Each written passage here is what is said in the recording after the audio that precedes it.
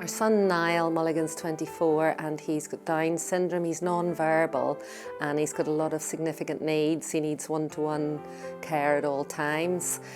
He became very unwell and we were very concerned about him, and we brought him into A&E on a Friday evening. We were very worried because Niall was not walking properly. He was shuffling and he was in a C shape and he was a really terrible colour, and my husband and I both knew he was in extreme pain and very, very unwell.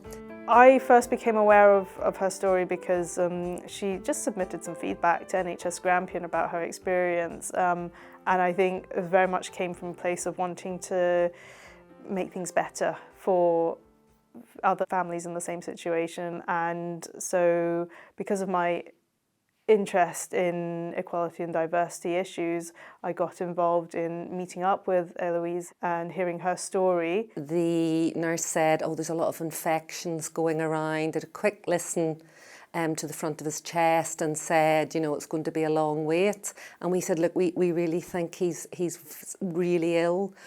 But we went and waited, and then after 5 hours we took him home because A&E on a Friday night was so distressing for him. We battled through Saturday, and on Sunday we went in again. And at this stage we noticed Niall's tummy was going up and down quite rapidly, and to us there was times he was really struggling to breathe. It's recognised that this group of patients don't have a very good experience of the NHS, and particularly in the emergency department, where we are trying to set them on the right path for their treatment and care. They were very focused on Niall, and I felt as I was speaking, they weren't looking at me at all, and my husband as well. We were at the side and they were just very busy because there was a massive waiting room outside. If you're a parent, you know we do not come to A&E with a child like Niall unless we're desperate, you know. And we just said, look, please, he is really ill. And we kept saying, even before I went out, I said, please, he's really, really, really ill. If we don't get it right at that first stage, it can lead to misdiagnoses, improper treatment, missed illness, and potentially quite serious outcomes that could have been prevented. And Eloise's story, it just highlights probably one case of many, of why we need to do better, understand more about how we can communicate better.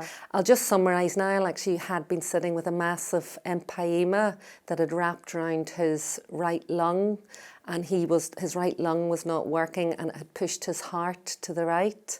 And he was so unwell, he ended up in a ventilator after the operation.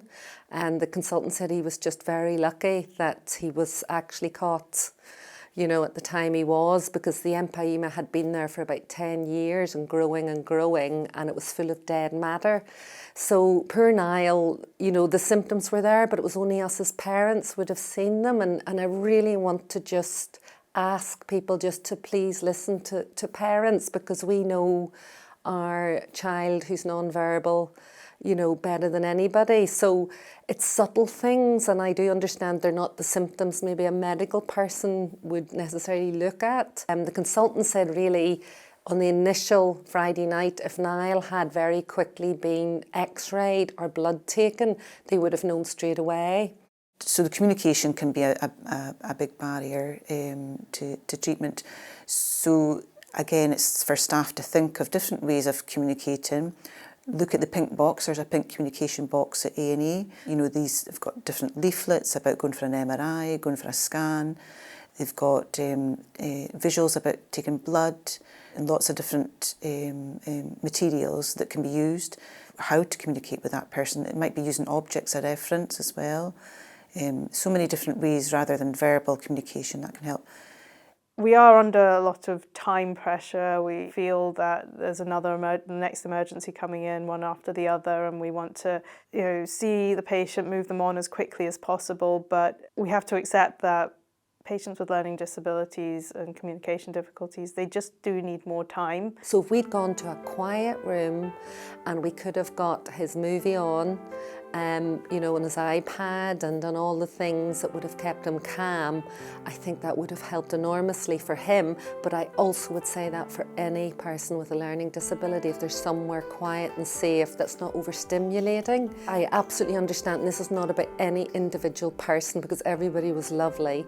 It is about the staff not making assumptions about someone coming in like Niall, because both triage experiences, the same thing was said. Oh, he lives in Camp Hill, there's a lot of infections going around. I'm just so grateful that Niall actually had such a successful operation and he's doing brilliantly now. So his life was saved by this hospital. It's just that triage experience.